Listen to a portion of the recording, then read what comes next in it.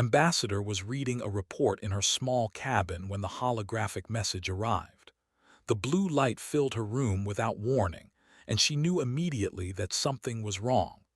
Messages from the Galactic Council never came without reason, and they never came with good news. She stood before the floating image of an official.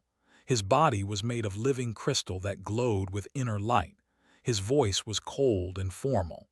"Human representative, you are summoned to appear before the Galactic Council on Axiom Prime. You have 3 standard rotations to arrive.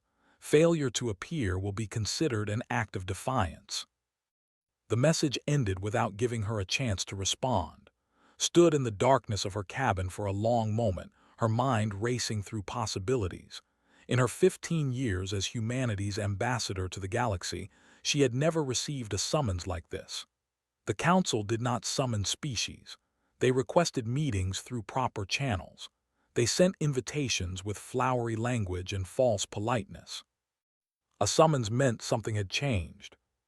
She walked to the bridge of the Meridian, humanity's only diplomatic vessel allowed in Council space.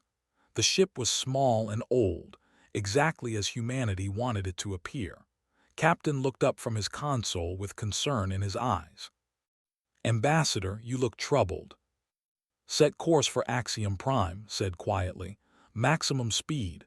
We have 3 days to get there." The journey through hyperspace gave time to prepare, though she did not know what she was preparing for. She reviewed every report from the past year. Human colonies had expanded to 17 star systems. Population growth remained strong. Resource extraction was ahead of schedule. Everything was progressing exactly as planned. Perhaps that was the problem. Axiom Prime was a world designed to humble visitors. The planet itself was unremarkable, but the Council had built their seat of power there over 10,000 years. Towers of impossible height reached toward the sky. Ships from 100 species filled the orbital stations. Everything was meant to remind visitors that the Council had ruled the galaxy since before humanity had discovered fire. Took a shuttle down to the surface alone. This was tradition. Ambassadors appeared before the Council without guards or advisors. It was meant to show trust, but knew it was really meant to show power. The Council wanted visitors to feel small and alone. The Council chamber was the largest enclosed space had ever seen. The ceiling disappeared into darkness high above.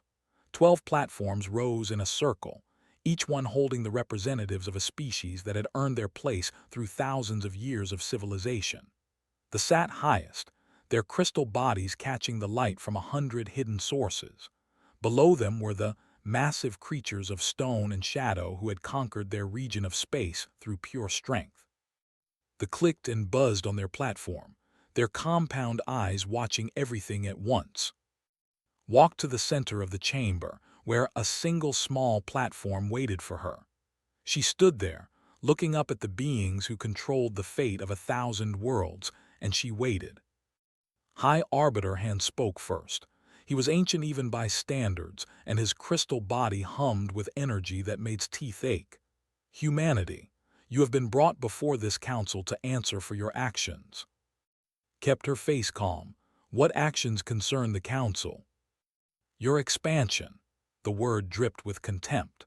"In 40 years, you have spread to 17 systems.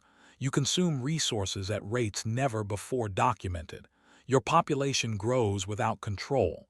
You breed like vermin infesting a grain store." Murmurs of agreement came from the other platforms. Saw the delegate nodding his massive head. The clicked in what she recognized as approval. "Your species was discovered by accident," Han continued. "We allowed you to exist because you seemed harmless. We permitted you limited access to hyperspace technology because we believed you could be controlled. We were wrong." His heart was beating fast now, but she kept her voice steady. "Humanity has followed every agreement we signed. We have not entered restricted space. We have not developed forbidden weapons. We have not interfered with Council operations." "You have grown too fast." Han's light pulsed with anger. "A species so young should not expand so quickly. It is unnatural, It is dangerous. It will not be permitted to continue. The chamber fell silent, understood now why she had been summoned. This was not a trial. This was a sentence being delivered. The Council has decided, Han announced. Humanity will halt all expansion immediately. You will surrender your colonial vessels to Council oversight. You will reduce your population to sustainable levels within 3 generations. These terms are not negotiable. Felt cold spreading through her body. And if we refuse? The delegate laughed. The sound was like rocks grinding together. Your single fleet of 200 ships cannot challenge the combined might of 12 spacefaring civilizations.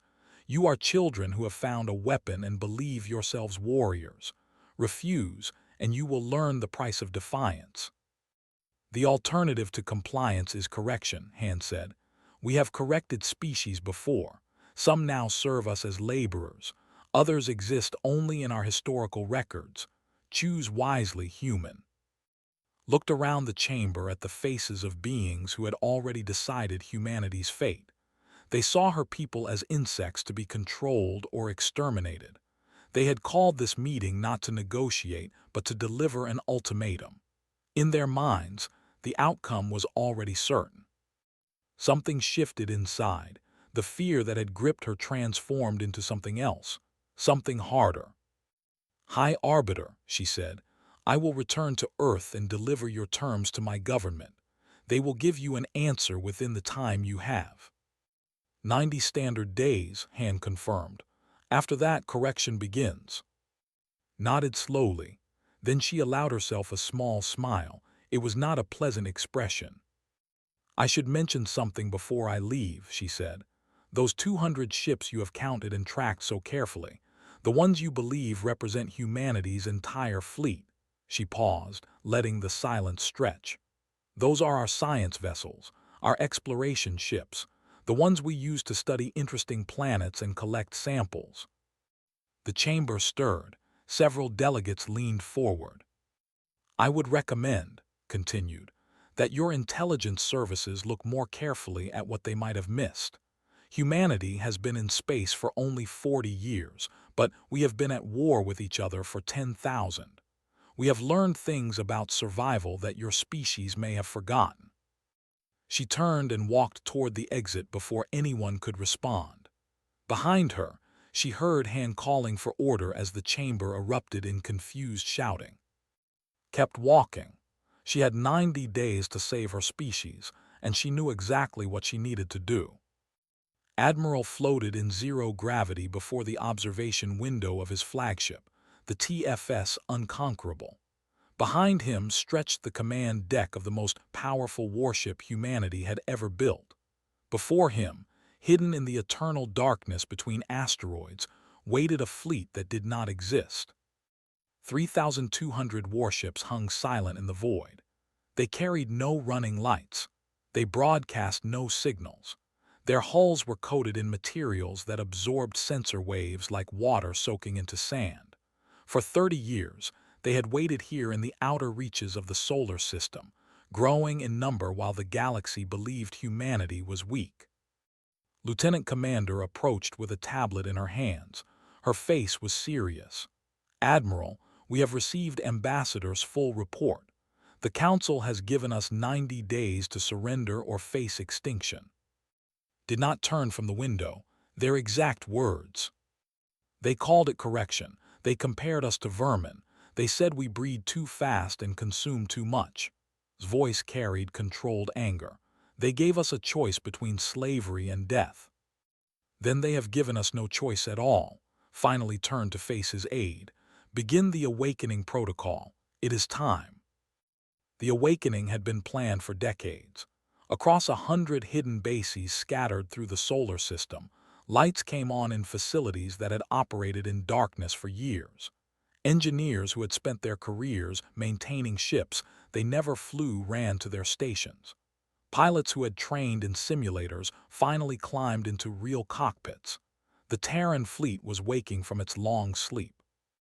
Walked through the Unconquerable, seeing his ship through new eyes. Soon she would taste real combat. Soon the galaxy would learn what humanity had hidden. The deception had begun 30 years ago, when the first human diplomatic mission returned from Council space. Ambassador had recorded everything he witnessed, including private conversations the Council believed were secure. He had heard how the older species spoke about younger ones. He had learned about correction and what it truly meant.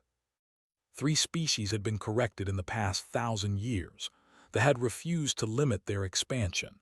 Now they served as slave labor in mines. They had developed weapons the Council found threatening. There was now a dead rock circling a dying star.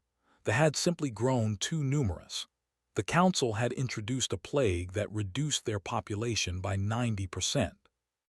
Had returned to Earth with this knowledge burning in his mind. He had spoken to the leaders of every nation. He had shown them the recordings. And humanity, for perhaps the first time in its history, had united around a single purpose: survival. The plan was simple in concept and staggering in execution.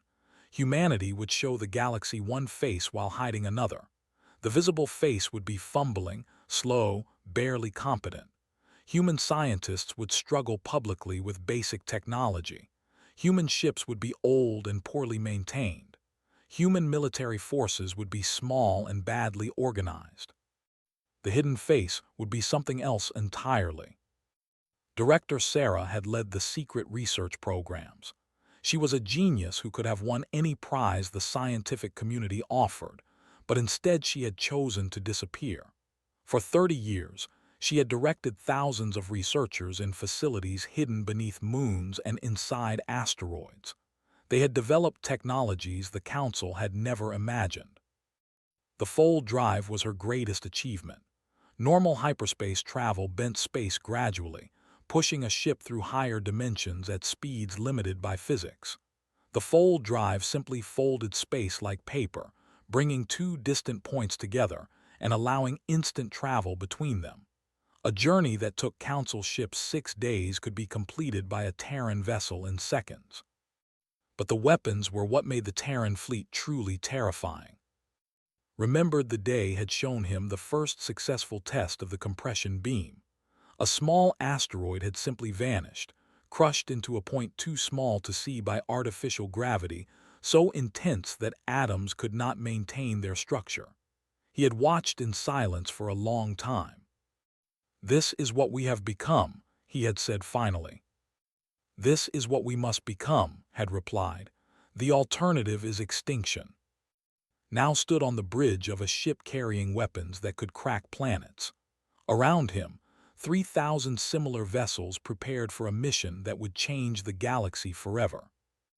Admiral said, "All ships report ready. The fleet can move on your command." Nodded slowly. "Signal the meridian. Tell Ambassador that we will be in position when the deadline arrives." The 90 days passed quickly, spent them preparing for the moment when everything would change. She drafted speeches. She studied Council protocols. She learned everything she could about each of the 12 species she would face. On the final day, she boarded a shuttle and returned to Axiom Prime. The Council expected her to kneel. They expected her to beg. They had prepared terms of surrender that would reduce humanity to servants. They did not expect what was coming. Watched the countdown timer on his display. When it reached 0, he gave the order that would reveal humanity's true face to the galaxy. All ships initiate fold jump to Axiom Prime. Formation Alpha, combat speed. Space itself seemed to tear open as 3,200 warships punched holes through reality. The fold drives engaged simultaneously, creating a cascade of energy that would have been visible from light years away if anyone had been watching. 11 seconds later, the Terran fleet emerged in perfect formation around the heart of galactic civilization. The long deception was over. Now the real work could begin. Looked at the holographic display showing Axiom Prime and the tiny lights of Council ships scrambling to respond to an impossible situation. He felt no joy in this moment.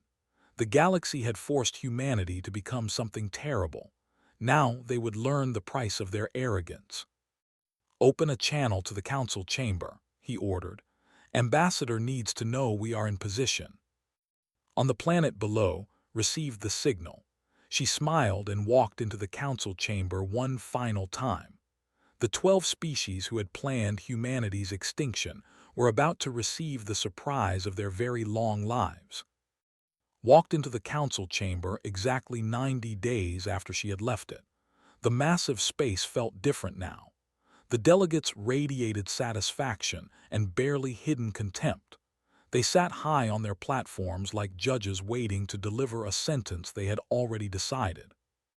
High Arbiter Hand's crystal body glowed bright with confidence. "The human returns. We trust you bring word of your species' compliance with our terms."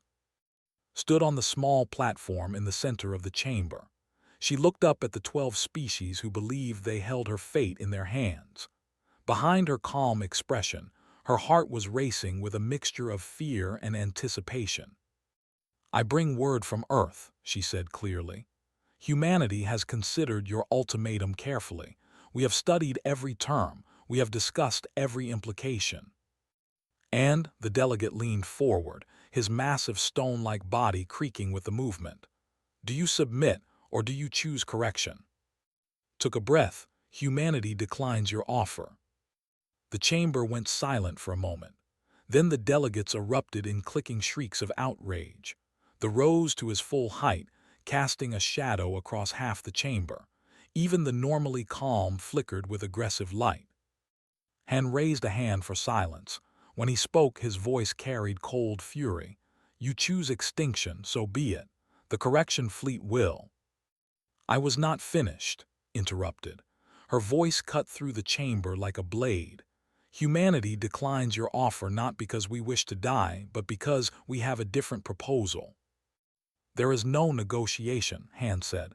"You have made your choice." "No, High Arbiter. You made a choice 30 years ago when you decided that humanity was too weak to matter. You chose to ignore us. You chose to dismiss us. You chose wrong." Reached for the control panel on her wrist. "Now we make our choice." She pressed a single button. Every sensor system on Axiom Prime screamed warnings simultaneously. Emergency lights flashed across the council chamber. Delegates jumped to their feet in confusion as their personal devices showed them something impossible. Outside the massive windows of the chamber, space itself appeared to tear apart. Points of light emerged from holes in reality, more and more of them every second. Ships poured through the rifts in formation so perfect it looked rehearsed. Within moments, thousands of vessels surrounded the planet. Watched the council delegates stare at the sight before them. She could see the exact moment when each species understood what was happening. The stopped clicking. The sat down heavily, his massive body suddenly weak. The delegates dimmed until they were barely visible. "How is this possible?" Han's voice was barely a whisper. "You cannot have this technology. Our sensors tracked every human ship. Our spies reported every development. We know everything about your species." "You know what we wanted you to know," allowed herself a small smile. "For 30 years, humanity has maintained two faces, one for you to see, one hidden in the darkness. You watched our science vessels struggle with basic hyperspace travel. You never looked for what we were building in the shadows." The flagship of the Terran fleet moved into position directly before the council chamber's viewport. The TFS Unconquerable was larger than any vessel the council had ever built.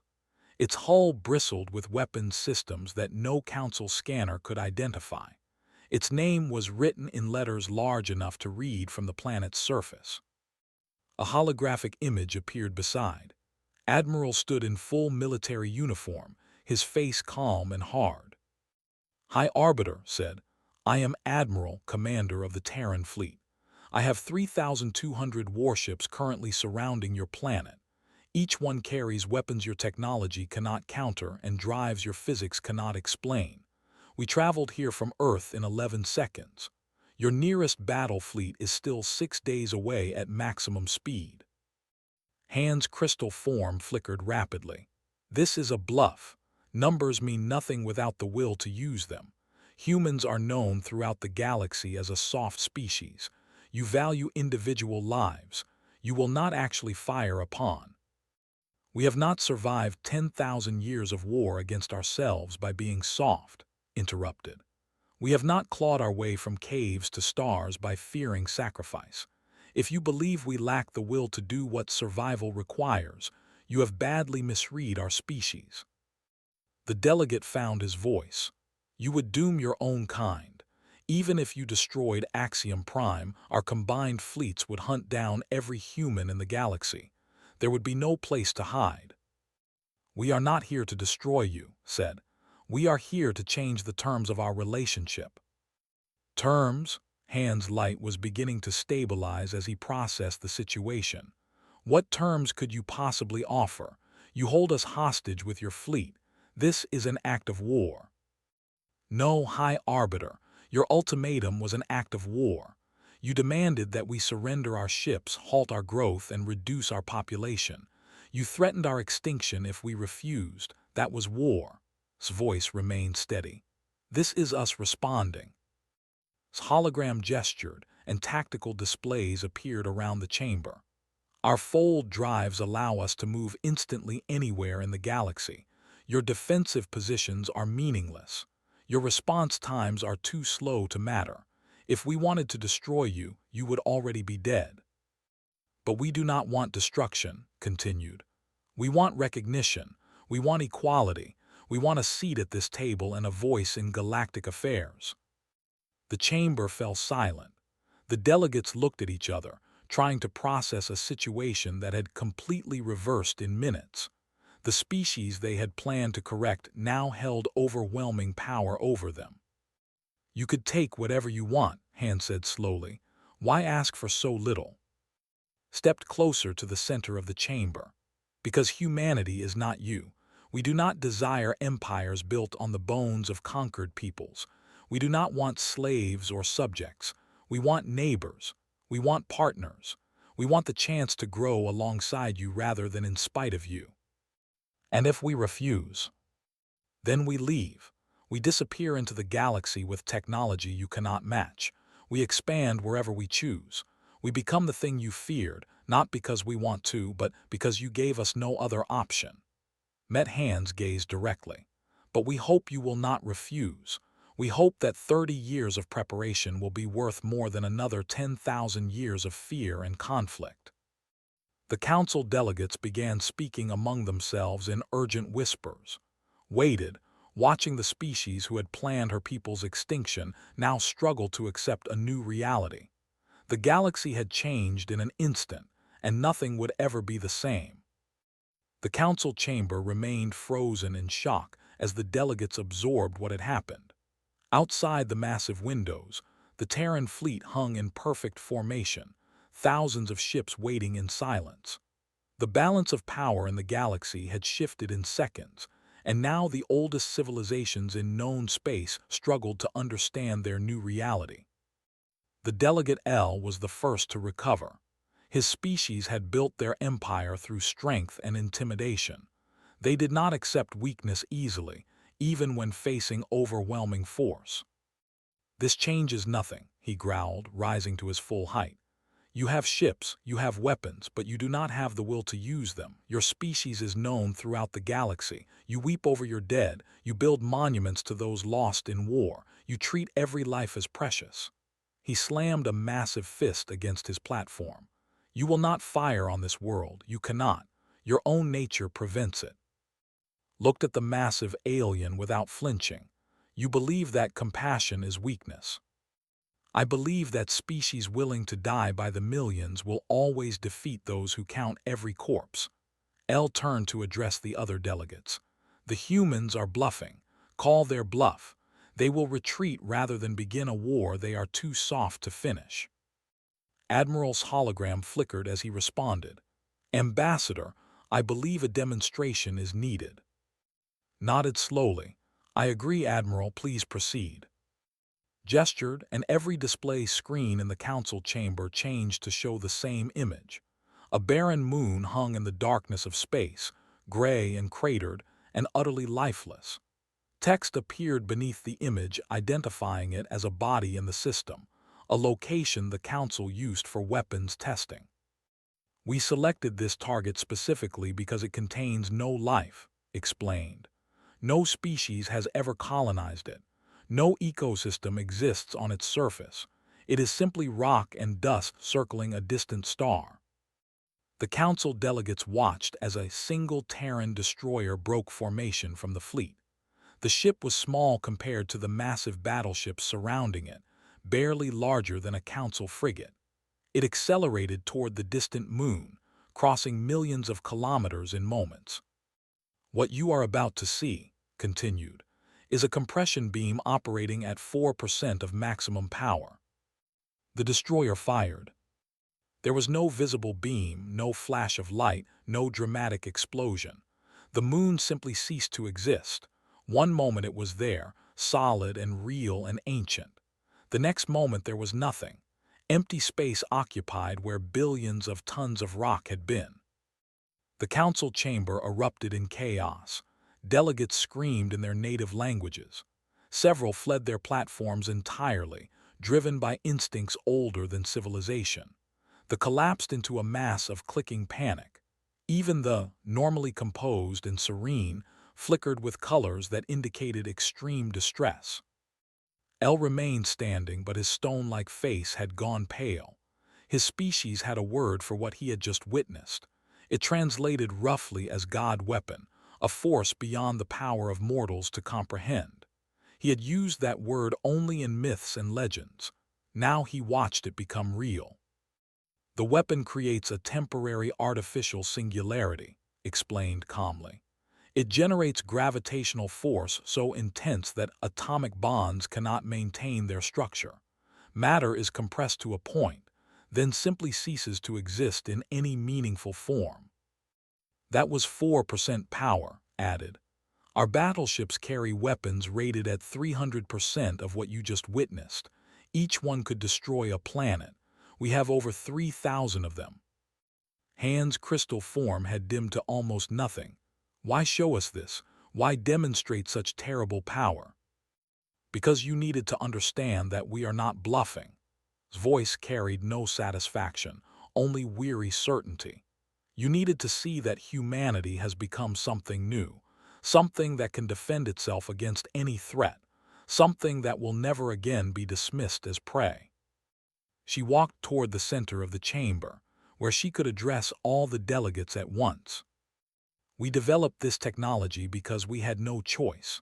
30 years ago, our first ambassador returned from council space with recordings of how you speak about younger species. We learned about correction. We learned about the reduced to slaves. We learned about the reduced to ash. We learned about the reduced by plague." The delegates shifted uncomfortably. These were not matters they discussed with outsiders. "We understood then that the galaxy is not a community of equals," continued. "It is a hunting ground where the strong consume the weak. We understood that one day you would come for us, and we prepared." "If you can do this," one of the delegates asked quietly, "why not simply destroy us? Why negotiate at all?" "Because that is not who we are." His expression softened slightly. "We built these weapons because we had to. We hoped we would never use them. Even now, facing species that planned our extinction, we do not want war." "Then what do you want?" Han asked. "Equality, nothing more. A seat on this council with full voting rights. The freedom to expand into unclaimed space without interference. The recognition that humanity is not a species to be controlled or corrected, but a civilization deserving of respect. That is truly all." "We are not you," said firmly. "We did not build our fleet to conquer. We built it to survive.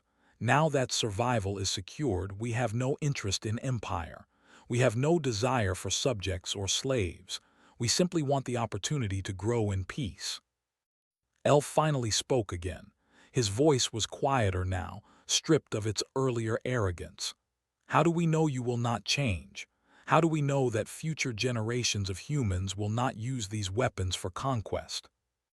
You don't, admitted. But consider the alternative. You could reject our offer. You could force us to become the conquerors you fear. You could spend the next 1,000 years fighting a war you cannot win against a species that can strike anywhere instantly. She paused. Or you could accept our friendship and help build something better than what exists today. The council delegates looked at each other. The weight of decision pressed down on them. Everything they had believed about humanity, about the galaxy, about their own power had been proven wrong in a single hour. Now they faced a choice that would shape the future of all spacefaring civilization. Hologram remained silent, waiting.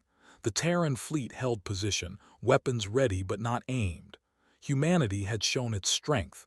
Now it offered its hand. The next move belonged to the Council.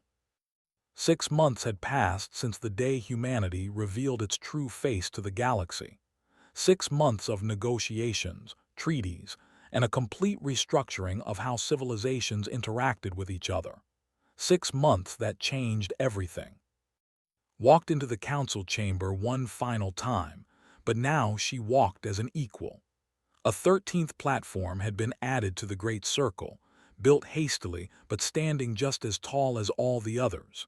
She climbed the steps and took her place among the species who had once planned her people's extinction. High Arbiter Han called the session to order. His crystal body glowed with steady light, though had learned to recognize the subtle colors that indicated his unease. They were still adjusting to a reality where their ancient wisdom no longer guaranteed supremacy. We welcome the human representative to her first formal session as a full member of the Galactic Council, Han announced. This marks the beginning of a new era in galactic relations. Stood and faced the assembled delegates. She saw them watching her with expressions that mixed respect and fear. She saw them clicking quietly among themselves, still unsure how to treat a species they had dismissed as vermin. She saw a dozen other civilizations struggling to accept that the rules they had followed for no longer applied. "Thank you, High Arbiter," she said. "Humanity is honored to take its place among you. We hope this marks the beginning of true cooperation between our species." The session proceeded with formal matters that would have seemed impossible months ago. Trade agreements that treated humanity as an equal partner. Territory boundaries that respected human expansion. Scientific exchanges that shared knowledge in both directions. Admiral watched the proceedings from his flagship, still in orbit around Axiom Prime. The Terran fleet had reduced its presence to a diplomatic squadron of 50 vessels, but everyone knew that thousands more could arrive in seconds if needed. That knowledge shaped every negotiation, every agreement, every interaction between humans and the older species. He received a private communication from Director, still leading the research programs that had built humanity's hidden strength. "The Council has agreed to exchange sensor data on the outer regions," she reported. "They are sharing information about star systems they explored centuries ago. Our scientists are already finding errors in their surveys." Errors raised an eyebrow. "Their technology is old, Admiral. Reliable but old. They stopped innovating thousands of years ago because they believed they had learned everything worth learning," smiled. "They are about to discover how much they missed." On Earth, news of the confrontation had spread across every nation. People who had lived their entire lives believing humanity was alone in a hostile galaxy now knew the truth.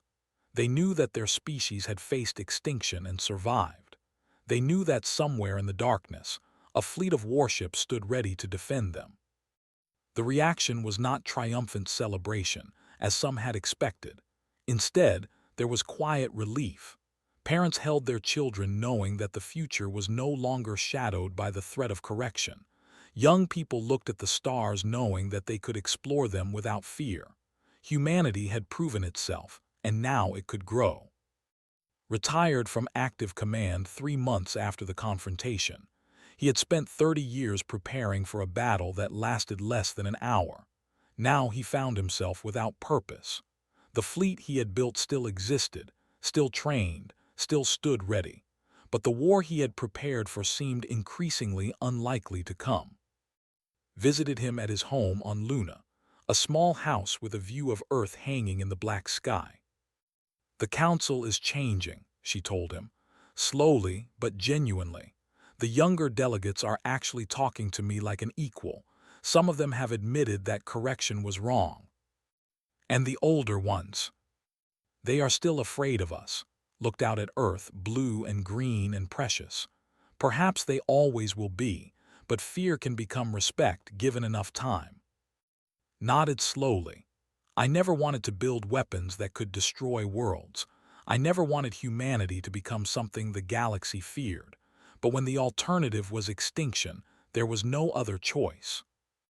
"There never was," agreed. "They gave us no option but to become dangerous. The only question was whether we would use that danger for conquest or for peace." She stood and walked to the window. "The council recorded our conversation, you know. They have studied every word I spoke, trying to understand why we did not simply take what we wanted." "Did they find an answer?" "I do not think they can understand it. Their civilizations are old. They have forgotten what it means to struggle for survival. They have forgotten what it means to face extinction and refuse to submit." She turned back to face him. "Humanity has never forgotten. Our entire history is written in catastrophe and survival. We know that standing still means death. We know that the only way forward is through." The Terran fleet remained visible in the months that followed, a reminder to the galaxy that humanity would never again be dismissed as prey. But new ships joined the old warships, vessels designed for exploration rather than destruction. Human scientists began working alongside researchers from a dozen species, sharing knowledge and pushing the boundaries of what was possible. On Axiom Prime, the Council continued to meet and debate and make decisions. But now a human voice joined the chorus, spoke for her species with calm authority, neither aggressive nor submissive. She asked for nothing that was not fair. She accepted nothing that diminished humanity's dignity. The galaxy was changing, slowly but inevitably. The 12 ancient species were learning that their way was not the only way. They were learning that compassion could coexist with strength. They were learning that a species could value individual lives and still be willing to fight for survival. And humanity was learning too. They were learning what it meant to be part of something larger than themselves. They were learning that the universe held wonders beyond imagining, waiting to be discovered. They were learning that the future they had feared might become the future they had always dreamed of. Addressed the Council on the anniversary of humanity's revelation. She spoke simply, without flourish or threat. "1 year ago, you gave us a choice between slavery and extinction. We chose neither. We chose survival. We chose strength. We chose to become something you never expected." She looked at each delegate in turn. "Now we offer you a different choice. Fear us and we will remain apart, growing in our own direction, building our own future. Accept us and we will walk together toward whatever awaits among the stars." The chamber was silent for a long moment.